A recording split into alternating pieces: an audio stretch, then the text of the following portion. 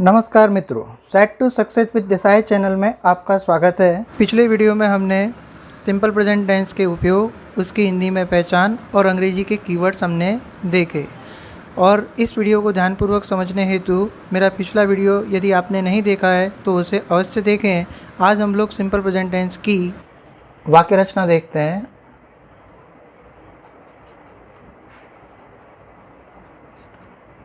वाक्य रचना, जिसको हम लोग अंग्रेजी में सिंटैक्स भी कहते हैं।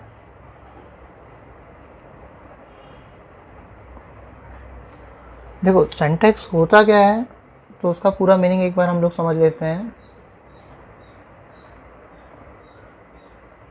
अ कंप्लीट स्ट्रक्चर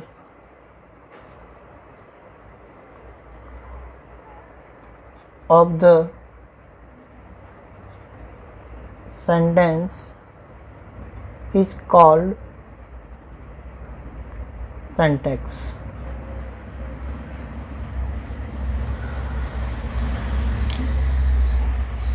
अब सिंपल प्रेजेंट टेंस की वाक्य रचना में सबसे पहली वाक्य रचना हम देखते हैं अफर्मेटिव सेंटेंस की।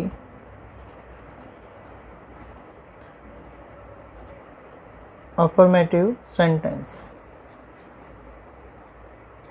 अफर्मेटिव सेंटेंस को हम हिंदी में सकारात्मक वाक्य कहते हैं। सकारात्मक वाक्य, सकारात्मक वाक्य का जो फॉर्मूला है वो ध्यान से हम समझेंगे। सबसे पहले आ जाएगा सब्जेक्ट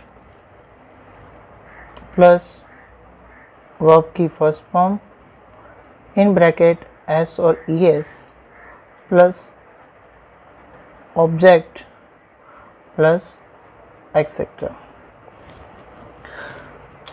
सब्जेक्ट को हम हिंदी में कर्ता कहते हैं और वर्ब की फर्स्ट फॉर्म में यानी हो जाएगा मूल क्रियापद। ऑब्जेक्ट को हम हिंदी में कहेंगे कर्म। एक्सेट्रा यानी हो गया अन्य। तो इस फॉर्मूले के मुताबिक, इस वाक्य रचना के हिसाब से हमें क्या करना है, सिंपल प्रेजेंट टेंस के वाक्यों को बनाना है। एक चीज़ हमें याद रखनी है कि हमने जो आगे 12 के 12 टेंस देखे हैं, उन 12 के 12 टेंसों में सिर्फ 2 टेंस ऐसे हैं, एक सिंपल प्रेजेंट टेंस, एक सिंपल पास्ट टेंस। इन दोनों टेंसों के अफर्मेटिव सेंटेंस में किसी भी प्रकार की हेल्पिंग वर्ब नहीं आती है। आप देखोगे कि चाहे सिंपल पास्ट टेंस हो या चाहे सिंपल प्रेजेंट टेंस हो, इन दोनों टेंसों के अफर्मेटिव सेंटेंस में आपको हेल्पिंग वर्ब देखने को नहीं मिलेगी। याद रखना है इस बात को। तो फॉर्मूला एक बार रिपीट कर लेते हैं। सब्जेक्ट, वर्ब की फर्स्ट फॉर्म और इन ब्रैकेट कोष्टक में लिखा हुआ है एस या ईएस प्लस ऑब्जेक्ट और एक्सेट्रा। आपके मन में सवाल उठ रहा होगा कि ये एस और ईएस का उपयोग कब होगा। ओके, कि मतलब वर्ब के साथ हम लोग एस और ईएस कब लगाएंगे, तो उसको हम समझेंगे।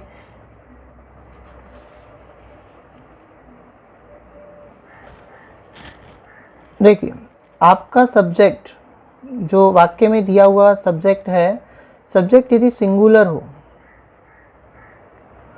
Okay, when the subject is singular so we use s और es with verb, and when the subject is plural, जब आपका सब्जेक्ट अगर प्लूरल होगा तो आपको वर्ब के साथ में किसी भी प्रकार का मतलब एस और ईएस लगाना नहीं है। यानी when the subject is singular, जब आपका सब्जेक्ट एक वचन हो तब हम लोग क्या करेंगे, एक वचन होगा तब वर्ब की फर्स्ट फॉर्म के साथ में एस और ईएस लगाएंगे, एस या ईएस लगाएंगे। और जब सब्जेक्ट हमारा प्लूरल होगा तो सिर्फ और सिर्फ वर्ब की फर्स्ट फॉर्म ही रखेंगे। ये हमको याद रखना है कि जब आपका सब्जेक्ट एक वचन हो अर्थात कि सिंगुलर हो, तब आपको वर्ब की फर्स्ट फॉर्म के साथ में एस या ईएस लगाना है। या फिर आपका जब सब्जेक्ट प्लूरल हो यानी कि बहुवचन हो, तो आपको सिर्फ और सिर्फ वर्ब की फर्स्ट फॉर्म का ही उपयोग करना है। सिंगुलर यानी एक वचन होता है और प्लूरल्स का मतलब होगा बहुवचन।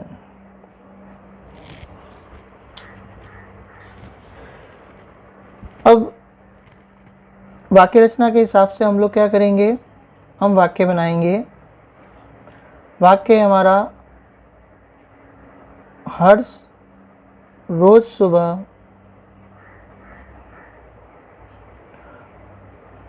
भगवान को प्रार्थना करता है।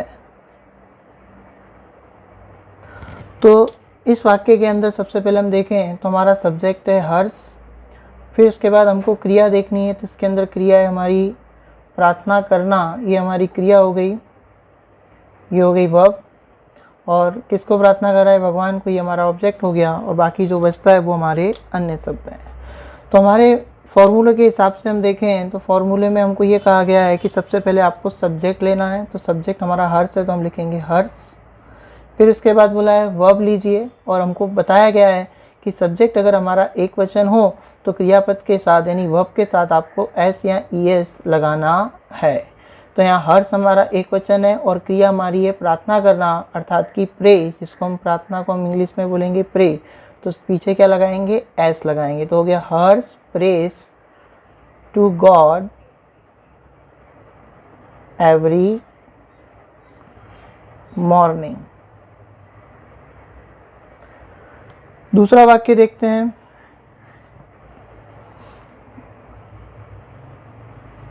दूसरा वाक्य देखेंगे, राधा रोज सुबह चाय बनाती है।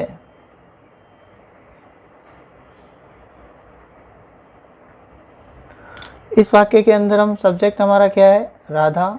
क्रिया हमारा क्या है? बनाना, मतलब कि ये हमारी क्रिया हो गई, वर्ब हो गई। चाय हमारा ऑब्जेक्ट हो गया। बाकी जो बचता है वो हमारा अन्य शब्द माना जाएगा।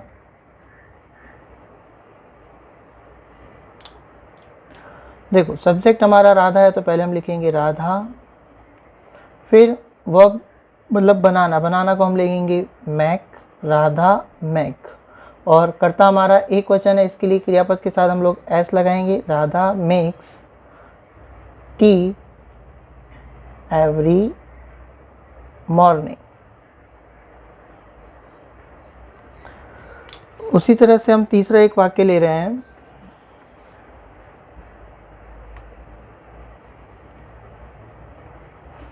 तीसरा वाक्य है, हम रोज सुबह चाय बनाते हैं। हम रोज सुबह चाय बनाते हैं। इस वाक्य के अंदर भी हमारा सब्जेक्ट है हम, बनाना हमारी क्रिया हो गई, चाय हमारा ऑब्जेक्ट हो गया, और जो बचता है वो हमारा अन्य शब्द हो गए। हम को हम कहते हैं वी। अब वी हमारा क्या है? बहुवचन है, तो उसके साथ हम लोग सिर्फ क्या रखेंगे? क्रियापद का मूल रूप यानी वर्ब की फर्स्ट फॉर्म रखेंगे। तो we make tea every morning. ध्यान से समझना, देखो दोनों ऊपर का वाक्य और ये वाला वाक्य, दूसरा और तीसरा वाक्य दोनों एक समान वाक्य हैं। सिर्फ दोनों में यही अंतर है कि ऊपर वाले वाक्य में जो सब्जेक्ट है वो हमारा एक वचन है और ये वाले वाक्य में हमारा सब्जेक्ट बहुवचन का सब्जेक्ट है। देखो एक वचन का सब्जेक्ट था तो हमने क्रियापद के साथ क्या लगाया? मेक्स कर दिया, और यहाँ पे हमने क्या किया? मेक किया है। ओके, तो यही आपको याद रखना है कि अगर अफर्मेटिव सेंटेंस हो तो क्रियापद को आपको ध्यान में देना है कि कर्ता यदि एक वचन हो, सब्जेक्ट हमारा अगर एक वचन हो तो क्रियापद के साथ में एस या फिर ईएस लगाएंगे, और कर्ता अगर हमारा बहुवचन है तो क्रियापद का मूल रूप ही रहने देंगे, उसमें एस और ईएस नहीं लगाते हैं। ये हमने सीखा अफर्मेटिव सेंटेंस। आइए चलो अभ्यास करते हैं, हम लोग नेगेटिव सेंटेंस की ओर चलते हैं।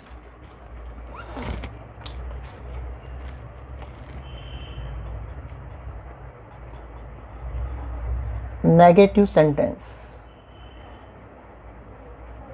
नेगेटिव सेंटेंस को हम हिंदी में कहते हैं नकारात्मक वाक्य।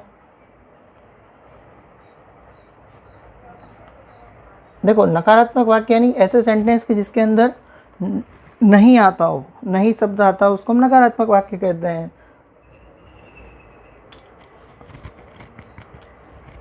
नकारात्मक सेंटेंस जो है, नेगेटिव सेंटेंस है, इसका हम फॉर्मूला देखेंगे। सबसे पहले आएगा हमारा सब्जेक्ट प्लस डू या डस प्लस नॉट प्लस वर्ब की फर्स्ट फॉर्म प्लस ऑब्जेक्ट और प्लस एक्सेट्रा यानी अन्य शब्द लेंगे। देखो एक बार फिर से रिवाइज कर लेते हैं। सब्जेक्ट को हम क्या कहते हैं? कर्ता। सब्जेक्ट यानी कर्ता हो गया। डू डज हमारी ये हेल्पिंग वर्ब है, नॉट यानी नहीं हो जाएगा। वर्ब यानी वर्ब की फर्स्ट फॉर्म यानी हो गया ये मूल क्रियापद। और ऑब्जेक्ट को हम लिखेंगे कर्म। ऑब्जेक्ट हमारा कर्म। एक्सेट्रा यानी अन्य शब्द। इस फॉर्मूले के हिसाब से आपको नकारात्मक वाक्य बनाने हैं। देखो डू और डस, इन डू और डस का उपयोग हम कब करते हैं वो समझ लेते हैं। हमें याद रखना है सब्जेक्ट के हिसाब से डू और डस को लगाना है। यदि हमारा जो सब्जेक्ट है वो अगर हमारा सिंगुलर होगा, क्या होगा? सिंगुलर होगा, तो हम लोग बेटा डस का उपयोग करते हैं। और सब्जेक्ट यदि हमारा प्लूरल्स होगा तो हम लोग डू का उपयोग करेंगे। इन सब बातों को याद रखना है। सब्जेक्ट यदि हमारा सिंगुलर यानी एक वचन हो, सब्जेक्ट हमारा सिंगुलर यानी एक वचन हो तो डस का उपयोग करते हैं। और सब्जेक्ट यदि हमारा प्लूरल यानी बहुवचन हो तो हम लोग डू का उपयोग करते हैं।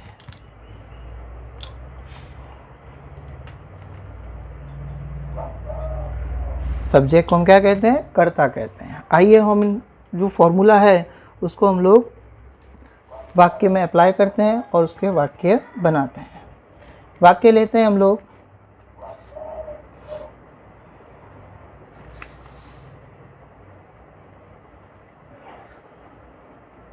मीरा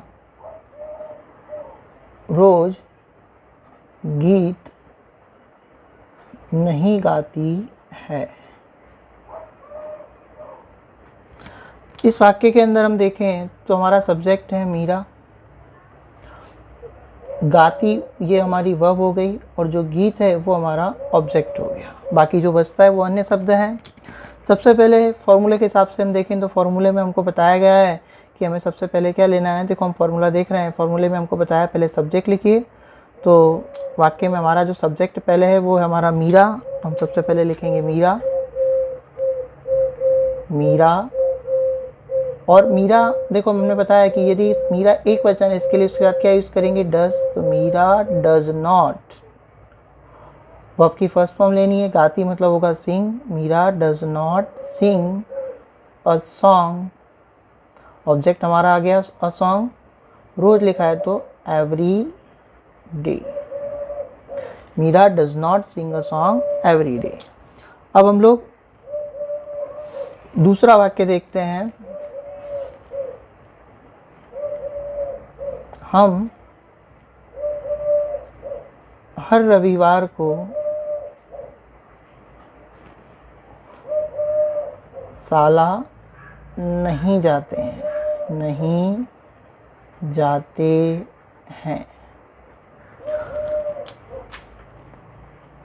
सेंटेंस के अंदर वही सब्जेक्ट फाइंड आउट करना है। हम हमारा सब्जेक्ट है, जाना ये हमारी वर्ब हो गई। बाकी जो चीज़ें बचती हैं वो हमारे अन्य शब्द हैं, ऑब्जेक्ट वाक्य में नहीं है। हम लिखे यानी वी हो गया। वी हमारा बहुवचन है, इसके लिए हम लोग इसके साथ क्या लिखेंगे? डू।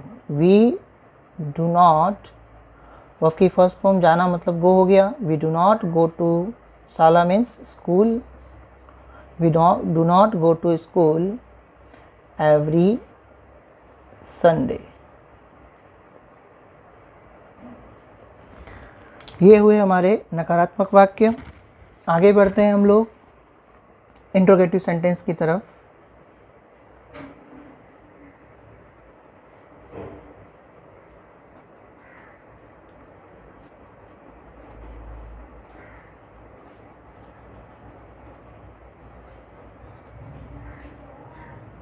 इंट्रोगेटिव सेंटेंस को हम हिंदी में कहते हैं प्रश्नार्थ वाक्य।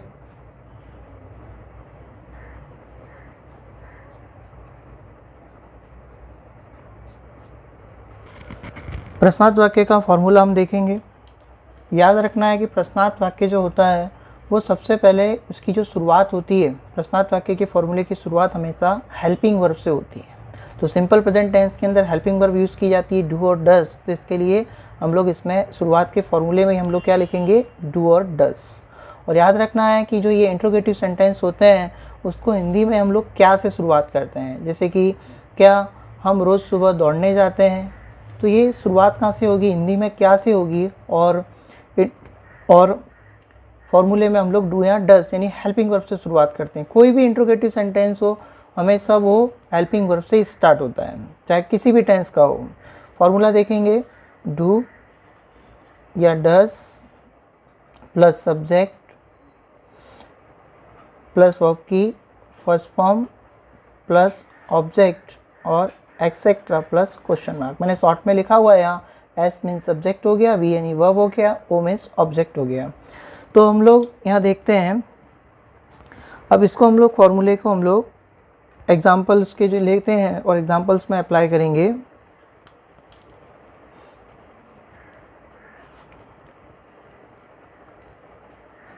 क्या दादी रोज रात को कहानी सुनाती है।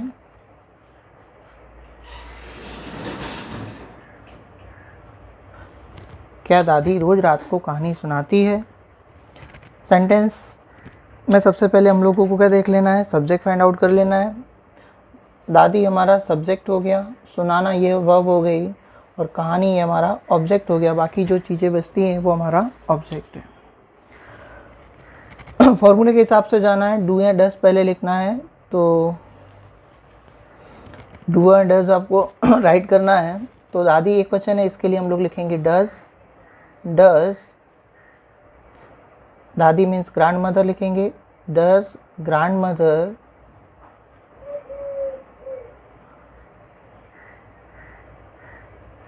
वर्ब हमारी है, सुनाना मीन्स हम लिखेंगे यहाँ tell. Does grandmother tell a story every night.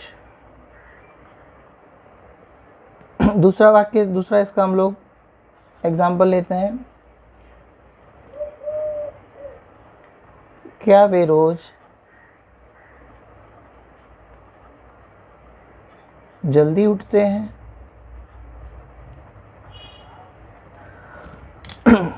Subject find out करेंगे, तो वे हमारा सब्जेक्ट है, उठना ये हमारा वर्ब है, बाकी इसमें ऑब्जेक्ट नहीं है। बाकी जो चीज़ें बचती है वो हमारा अन्य शब्द में आ जाता है। क्या वे रोज़ सुबह जल्दी उठते हैं। सब्जेक्ट देखो हमारा वे का मतलब वे हमारा ये बहुवचन जिसे हम अंग्रेजी में दे कहते हैं। तो हम पहले लिखेंगे डू दे वर्ब है, उठना मतलब get up. Do they get up early. रोज लिखा है तो हम यहाँ लिखेंगे अर्ली एवरी डे, पीछे क्वेश्चन मार्क। क्या वे रोज जल्दी उठते हैं। Do they get up early every day. ये हमने इंट्रोगेटिव सेंटेंस देखे। आइए अब इसी तरह से हम लोग WH क्वेश्चन देखेंगे।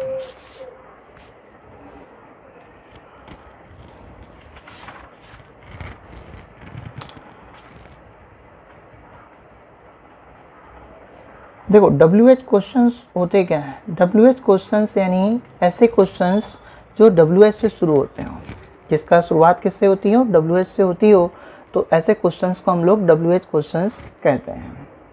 WH का फॉर्मूला हम लिखेंगे,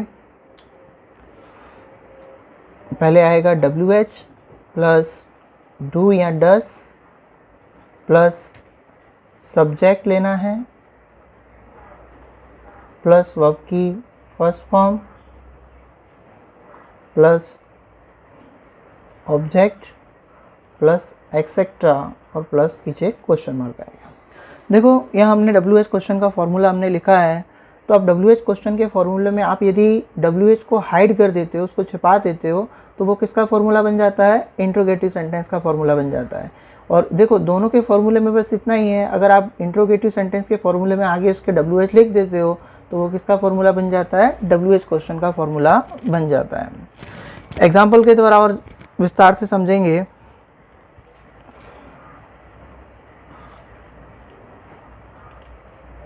राधा रोज सुबह कहाँ जाती है। वाक्य में सब्जेक्ट फाइंड आउट करो। तो राधा हमारा सब्जेक्ट हो गया, जाना यह वर्ब हो गई, इसमें ऑब्जेक्ट नहीं है, बाकी जो चीज़ें बचती हैं वो अन्य शब्द में आ जाएंगे।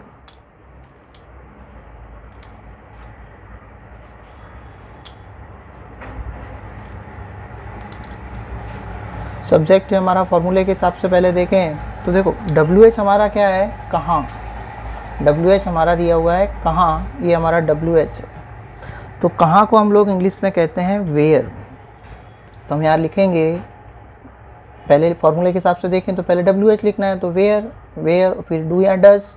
तो राधा एक वचन है, इसके लिए हम लोग डस लिखेंगे। तो वेयर डस, सब्जेक्ट है हमारा राधा, वेयर डस राधा। फिर वर्ब की फर्स्ट फॉर्म लिखनी है, वर्ब हमारी जाना मतलब गो हो गया, तो गो लिखेंगे। और ऑब्जेक्ट हमारा दिया नहीं है, रोज़ सुबह लिखा हुआ है, तो हम लिखेंगे where does Radha go every morning. Radha रोज़ सुबह कहाँ जाती है, where does Radha go every morning. दूसरा वाक्य लेते हैं,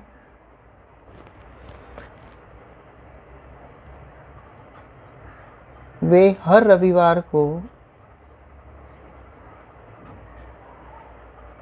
कब क्रिकेट खेलते हैं।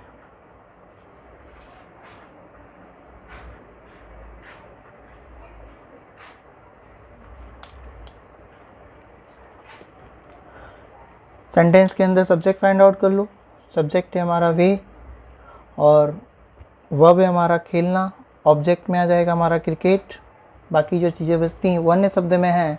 और कब हमारा WH है। कब को हम हिंदी में कभी बोलते हैं और अंग्रेजी में उसको हम लोग वैन बोलेंगे। तो WH पहले शुरुआत WH से ही करनी है फॉर्मूले के हिसाब से। तो WH के हिसाब से फॉर्मूले में करना है, तो हम लोग कब को क्या लिखेंगे, पहले वैन। कर्ता हमारा बहुवचन है, इसके लिए लिखेंगे डू, वैन डू। वे का हो जाएगा दे, वैन डू दे। वर्ब है हमारी खेलना means play, when do they play. Object लिखना है तो cricket, when do they play cricket every Sunday.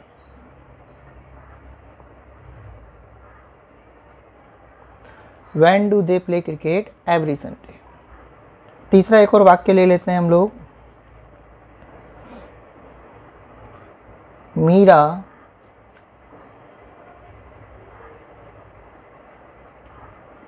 रोज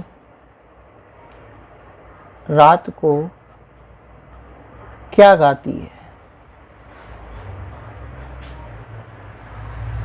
तो इसके अंदर सब्जेक्ट देखेंगे, सब्जेक्ट है हमारा मीरा, गाती मतलब ये हमारा क्या हो गया, वर्ब हो गई, और बाकी जो चीज़ें बचती है अन्य शब्द में आती है। और क्या हमारा क्या है, WH है। शुरुआत WH से ही करनी है क्योंकि WH क्वेश्चन है। तो पहले लिखेंगे हम लोग, क्या का मतलब हो जाएगा व्हाट, मीरा एक वचन है, इसके लिए डस लेंगे। सब्जेक्ट है हमारा मीरा, वर्ब है हमारी गाना मतलब हो जाएगा sing, what does Meera sing. रोज रात लिखा है तो हो जाएगा every night, what does Meera sing every night. तो इस तरह से हमने आज सिंपल प्रेजेंट टेंस के जो वाक्य रचना थी उसमें हमने affirmative sentence, negative sentence, interrogative sentence और WH क्वेश्चन की वाक्य रचना को पढ़ा और हमने जाना। आप इस वीडियो को ध्यान से देखना तो आपको सिंपल प्रेजेंट टेंस के अंदर कहीं पर भी दिक्कत नहीं आएगी। धन्यवाद।